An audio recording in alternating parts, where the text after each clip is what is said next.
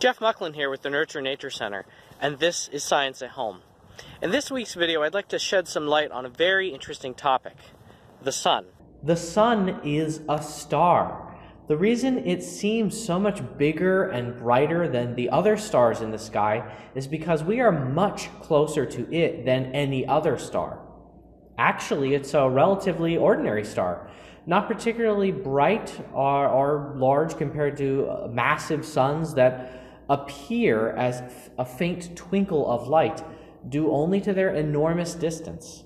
The sun lights our days, it provides heat, and is the source of energy for almost all life on Earth. It's also the most massive object in our solar system. If we were to shrink the sun down to the size of the Science on a sphere, that's how big each of the planets would be compared to it. The sun actually makes up about 99.8% of the mass of our solar system. In other words, all of those planets and all the moons and asteroids and comets and dust in our solar system accounts for just 0.2% of the mass of our solar system. The rest, the other 99.8%, is in the sun. The sun is made mostly of hydrogen. It actually accounts for 91% of the sun. This is not surprising considering that hydrogen is the most abundant element in the universe. The second most abundant element in the sun, making up about 8.9% of its composition, is helium. And this is also the second most abundant element in the universe. Helium was actually first discovered not on the Earth, but in the atmosphere of the sun. That's why we call it helium. Helium is actually a reference to the Greek god of the sun, Helios. The sun actually has layers inside of it, much the same way that the Earth has layers. The sun has an atmosphere known as the coronosphere. It has a surface that we call the photosphere. And then inside, beneath that surface, there's a convective region, a radiative layer, and deep inside the very center of the sun, there's a core. Now, the atmosphere of the sun is very hot. It's actually hotter than the surface for reasons that we still don't fully understand. That surface, the photosphere, is around 10,000 degrees Fahrenheit, which, despite being incredibly hot, is actually the coldest part of the sun. But as we dive beneath that layer, the temperature rises, and eventually, by the time we reach the core of the sun, the temperature reaches 27 million degrees, which is incredibly hot. The pressure in the core is also incredibly high. The pressure makes this incredibly hot core about 100 times denser than water. All of this heat and pressure causes hydrogen atoms in the core to collide with enough force to fuse and form helium atoms. This process of fusion actually creates the energy that keeps the sun and other stars hot. One day, billions of years from now, the sun's core will run out of hydrogen, and it will begin to fuse that helium that it created earlier on into carbon. This process causes the sun to get hotter and larger again until eventually the outer layers of the sun are so hot and so far from the mass and gravitational pull of the center of the sun that it actually begins to lose mass and essentially evaporate away until it loses about half of its current mass to space and eventually stops fusing elements forever. Now, speaking of solar power, humans have come up with all kinds of clever ways to use the sun's energies without using plants. One way we can do this is just by opening a window and letting sunlight into our homes. We also have devices like this solar thermal tube, which can convert the sun's energy into heat to heat up water. And we also have solar panels, which can convert sunlight into electricity, which is now powering this motor. If you want to learn more about this topic, we actually have a video that we did just on solar energy, and there's a link that you can follow to watch that video. As interesting as it is, you may be tempted to look at the sun, to observe it with your own eyes. Now, as tempting as that may be, you must never do this. Never look directly at the sun with your naked eye. For one thing, it's so bright, you won't actually see anything. You'll be immediately dazzled. And very shortly after you're dazzled, you can experience permanent eye damage. There are tools that we can use to observe the sun.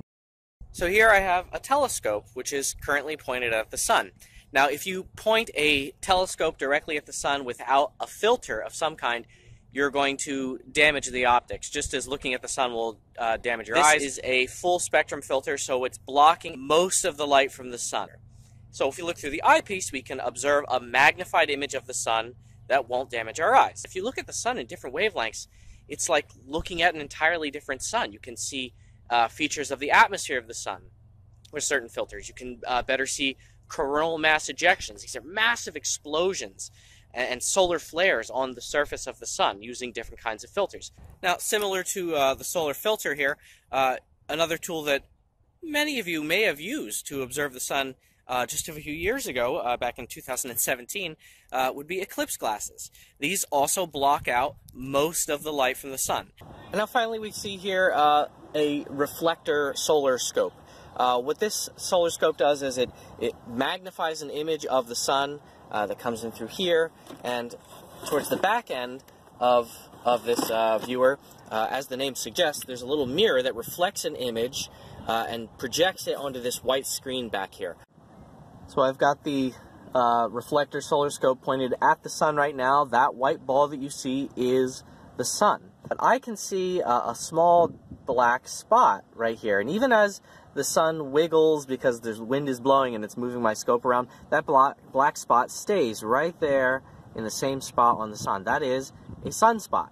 This is a region, a magnetic storm. This is a region on the sun where magnetic activity is suppressing convection, and it's preventing heat from coming to the surface of the sun, and that makes that region cooler than its surroundings. That's why it appears to be blackish. It's not actually black. If you could see it all by... There goes another bird. If you could see that black spot all by itself, it would be very, very bright. But it's less bright than its surroundings, so it appears to be a spot on the sun. Now, interestingly, there's actually a cycle of activity on the sun.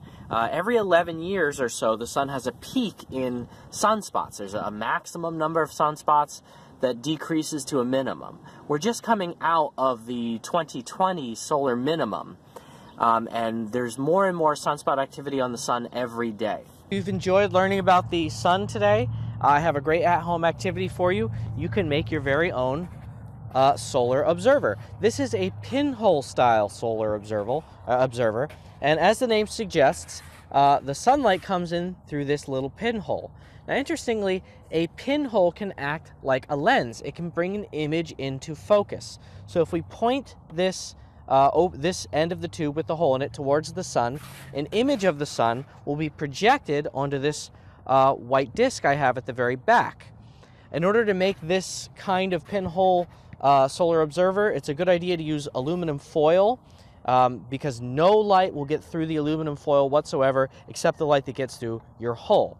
So that's a good way to make one of these. As far as the body, you just need a tube or a box of some kind.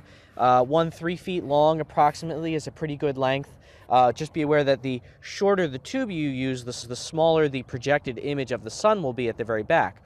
Also be aware that the larger the pinhole you make, the bigger the image will be, but also the less out of focus it will be. So you want really a hole about the size of a pinhole. I used a very small screwdriver to make this hole that was just a little bit thicker than an actual pin. So here's our pinhole solar observer, and if we look at the image at the back there, that is a projection of the sun. We live in the outer atmosphere of the sun, essentially. The solar wind brings charged particles from the sun all the way to the earth. It's not just light that comes streaming down onto the earth from the sun. Actual charged particles do as well. To improve our understanding of the behavior of the sun, there are observatories and even spacecraft that are doing that right now. There are websites that you can go to actually see what's happening on the sun right now. I will include a link in this video so that you can actually see active sunspots. Even if you don't have any of this equipment, you can always go to this website to see what's going on the sun right now. And I hope you enjoyed learning about the sun with me today, and I'll see you next time. Bye.